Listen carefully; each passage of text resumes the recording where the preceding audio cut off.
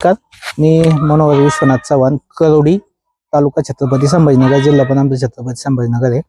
तर हा आमचा लखन बैल आणि आत्ताच मागच्या 9 तारखेला जे सांगली जिल्ह्यामध्ये तासगावमध्ये पैलवान चंद्रदादा पाटील यांनी महाराष्ट्रातली सगळ्यात मोठी शर्यत जी भरवली होती आणि त्या शर्यतीचं 1 नंबरचं बक्षीस होतं ही फॉर्च्युनर गाडी. आणि लखनना तिथं 1200 गाड्या तिथं सहभागी झाल्या होत्या त्या स्पर्धेमध्ये. म्हणजे 2400 बैल होते.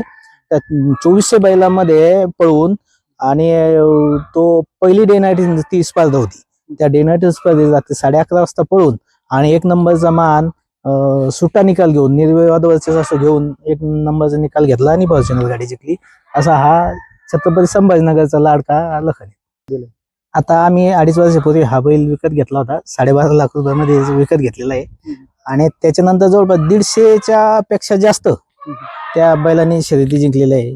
त्याचं तुम्ही जर कमाईचा विषय काढला तर त्यांनी 16 टू व्हीलर गाड्या, त्यात 3 बुलेट गाड्या आहेत. तर ही गाडी त्याने जिंकली. ही बी त्याने जिंकलेल्या पैशातली हे गाडी आहे त्याच्यासाठीच घेतलेली. असं त्याने जर सगळ्या बक्षीस टोटल लावली तर ती 1.25 कोटीच्या पुढे जाईल. एवढं मोठं त्यानं बक्षिसाचं रक्कम त्यानं आतापर्यंत कमवलेली आहे.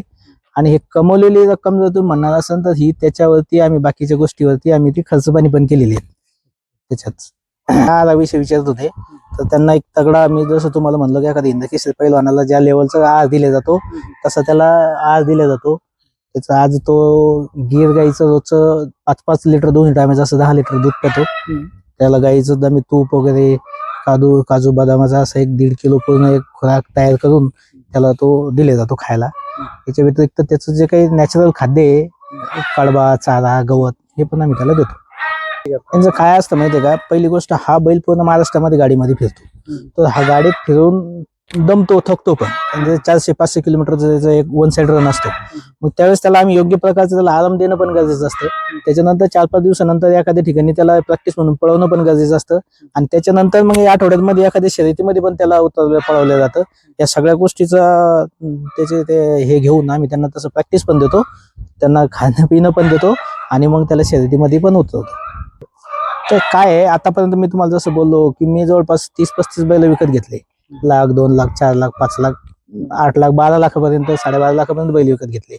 तर आता हे न करता आम्ही आता गोठ्याच्या आतमध्ये आम्ही गाई विकत घेतलेले मागच्या 2 वर्षापासून. आणि त्याचं इथंच आम्ही त्या वासराचं संगोपन करणार आहे. आणि याचा एक अजून एक उद्देश असा आहे की ही गाय टिकली पाहिजे, गाय जगली पाहिजे, याच्यासाठी आम्ही या गोष्टी करतो. खरं तर गाय टिकवायची, जगवायची ही नुसतं एखाद्या ऑफिसमध्ये बनवून ते करून ती गाय जागवल्या जाणार नाहीये. तिला प्रत्यक्ष तुम्हाला सांभाळावं लागणार आहे. आणि ती गाय सांभाळायची असेल तर तिचं सांभाळणं, का बरं ती गाय सांभाळावं, हे सगळ्यात मोठी गोष्ट आहे. लोक नुसतंच म्हणतात की ती गाय टिकली पाहिजे, गाय सांभाळली गेली पाहिजे, पण त्याच्यासाठी त्या गायीपासून काहीतरी आउटपुटच पाहिजे ना. तर तुम्हाला एक सांगतो, त्याचा सगळ्यात मोठा आउटपुटचा जो सोर्स आहे की त्या गायीपासून एक पळणारे बैल आपण निर्माण करू शकतो. आज पळणाऱ्या बैलाची किंमत कोटीच्या घरामध्ये.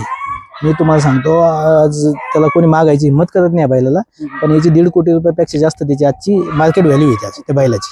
मग गाय का सांभाळायची, तर गाय असे बैल निर्माण करू शकते म्हणून ती गाय सांभाळायची, मी प्रत्येकाला सांगत असतो. चला.